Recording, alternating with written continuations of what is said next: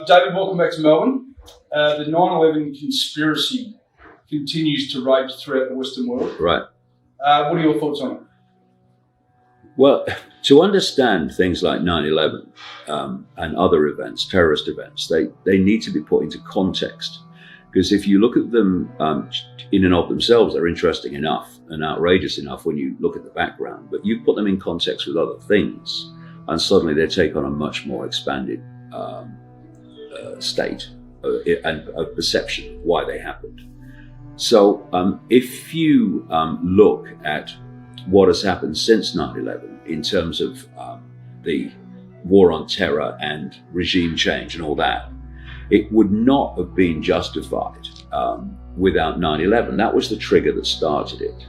And let's, I'm always kind of taken aback, I shouldn't be, at the journalistic schizophrenia that I see all the time, whereby they now accept, because they can't do anything else, that Blair and Bush and the network around them lied blatantly to justify the invasion of Iraq and the slaughter of the innocent.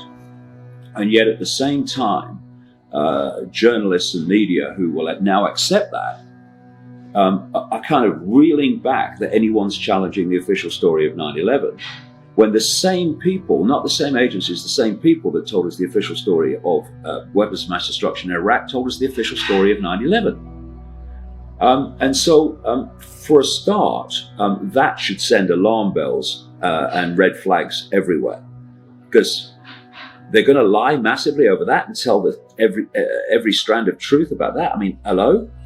So then you put into context of events, and in September 2000, there was an organization in America called the Project for the New American Century. This was run by what are still called neocons or neoconservatives, and they were the power behind the Boyd Bush administration.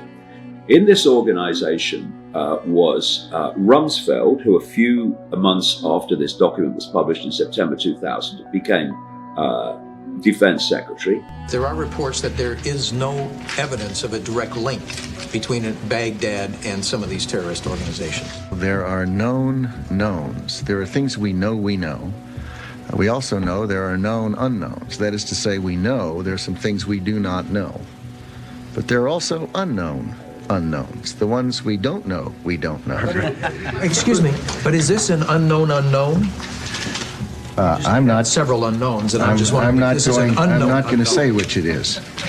Paul Wolfowitz, who became his deputy, Dov Zakheim, who would months later take over the entire budget of the Pentagon, Dick Cheney, who was in effect de facto president when Boyd Bush was in power, and others that were in the Bush administration, either officially or behind it. So what did this document say? Because it becomes incredibly relevant to 9/11. It said that they wanted America to, this is the wording, to fight and decisively win multiple theater wars and regime change as a result of them. And among the countries they wanted to attack was Iraq, Libya, Syria, Iran, etc. And they wanted regime change in China. Okay, so they then come to power in the Bush administration. And in that document, it said that this, what it called process of transformation, this regime change through multiple theater wars, would be, quote, necessarily slow in unfolding, quote, absent some catastrophic and catalyzing event like a new Pearl Harbor. So these people came to power with Bush in January 2001. 9 months later, 12 months to the month when the document was published, we had what Bush called at the time the Pearl Harbor of the 21st century. And as a result of that, these countries on that list have been picked off one after the other. Then you look at the interview by General Wesley Clark, a former Supreme Commander of NATO, who was interviewed in 2007 on an alternative television program in America called Democracy Now! You can see it on the internet. And he said that a few days after 9/11, he went to the Pentagon. He met Rumsfeld, he met Wolfowitz, and then he met a general friend of his on the Joint Chiefs of Staff that supposedly run the Pentagon, but it's so compartmentalized, they are several steps down in truth.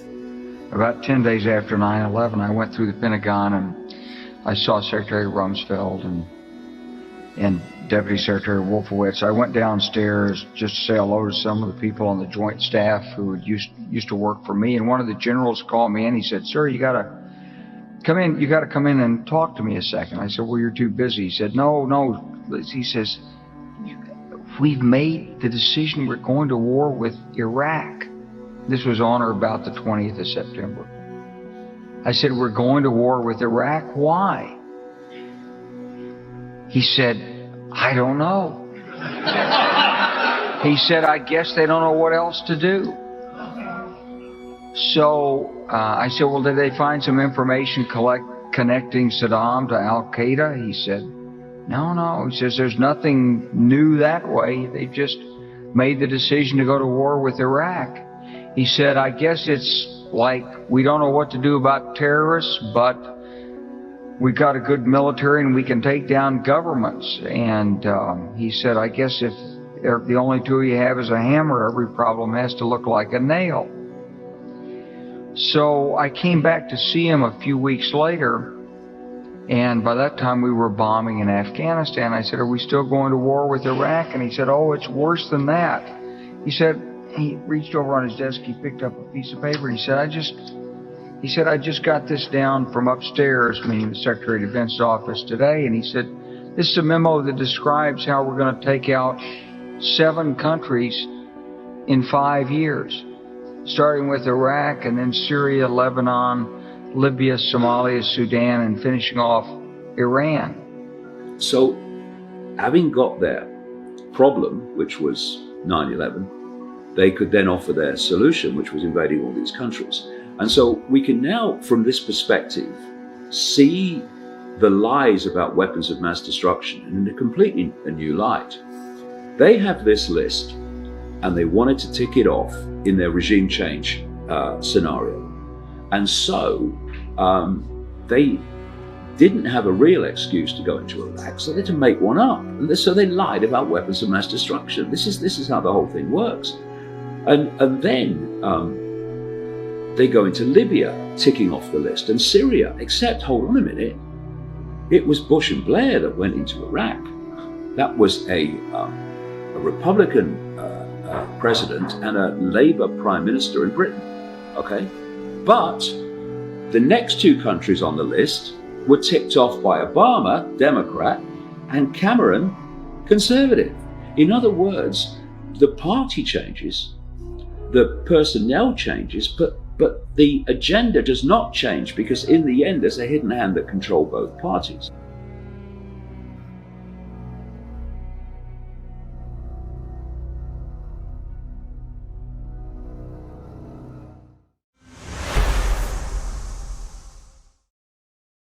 אם אהבתם את הסרטון הזה, אתם מוזמנים להצטרף אלינו באתר nowhere, מקום לדעת, בו אנו משתפים איתכם את הסרטונים שיוטיוב, פייסבוק וטוויטר מנסים לצנזר.